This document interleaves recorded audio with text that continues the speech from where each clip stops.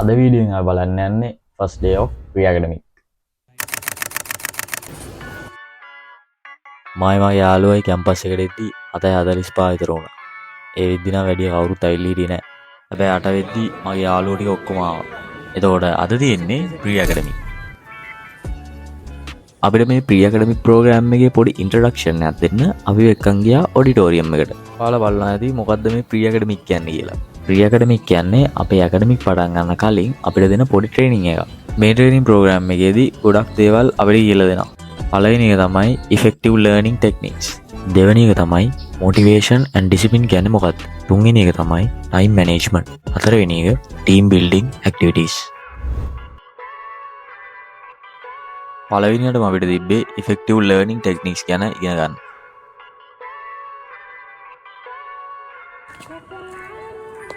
අපිට පොඩි ඉන්ටර්වල් එකක් හම්බුණා පැය භාගයක විතර. ඉතින් අපි කෑම කාලා පොඩි වටයක් දැම්මා කැම්පස් එක ඇතුලේ. මේ දිනේ මේන් ගේට් එක ගාවම තමයි අපේ ෆැකල්ටි එකක් තියෙන්නේ. මේ දිනේ ටෙක්නොලොජි ෆැකල්ටි එක.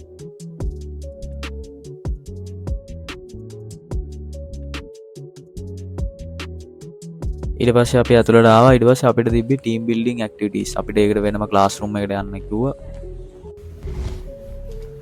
මේකෙදි උනේ අපිව ටීම් වලට කැඩුවා. මේ ටීම් වලට කඩලා අපිට දුන්නා අපේ ටැලන්ට් එක පෙන්වන්න. ඒ කියන්නේ අපිට සින්දු කියන්න පුළුවන් නම් සින්දුවක් කියන්න, ඩ්‍රාමාවක් කරන්න පුළුවන් නම් ඩ්‍රාමාවක් කරන්න. ටීම් තුනක් වගේ සින්දුවක් කියන්න තෝරගත්තා. අනිත් ටීම් එක ඩ්‍රාමා එකක් කරා. ඩ්‍රාමා එක නම් මාර ලස්සනයි.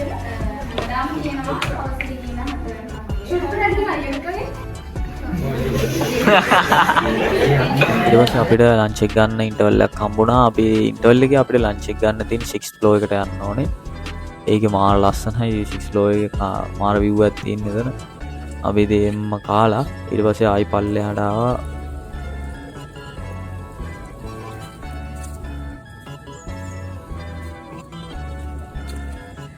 ගියා පොඩ්ඩක් මේ ජිම් එක පැත්තට. අපිට මේ ජිම් එකේ ටයිම්ස් ඒවා දැනගන්න ඕන වුණා. මේකේ අපි මොකද අපි ටයිම්ස් දන්නේ නැහැ හරියට. ටයිම් එක තියෙන්නේ උදේ තියෙන්නේ 6:30 ඉඳලා 7:30 වෙනකන් අපිට වර්ක්අවුට් කරන්න පුළුවන්. ඊට පස්සේ හවස පුළුවන් 2:30 ඉඳලා 4:30 වෙනකන්. ඒ ටයිම් ස්ලොට් දෙක ඇතුලේ විතරයි කිව්වා අපිට සෙල්ලම් කරන්න පුළුවන්. අපි ඒකත් අහගෙන එම්මම අපි ගියා ඊළඟ ලෙසන් එකට. අපිට ඊළඟ වැඩේ තිබ්බේ මේ බිල්ඩින් එකේ උඩම තට්ටුවේ. ඒ උඩම තට්ටුව නැග්ගාම අපිට පේනවා රත්මලානේ එයාපෝට් එක.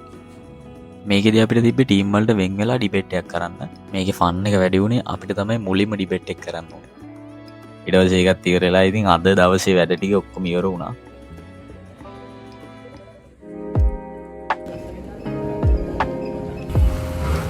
ගෙදර යන්න පටන් ගද්දිම ඉතින් මට වැස්සක් සෙට් වුණා.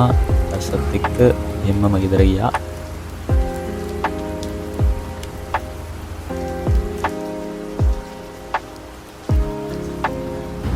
අපි ඊළඟ වීඩියෝෙන් හම්බෙමු. එහෙනම් see you.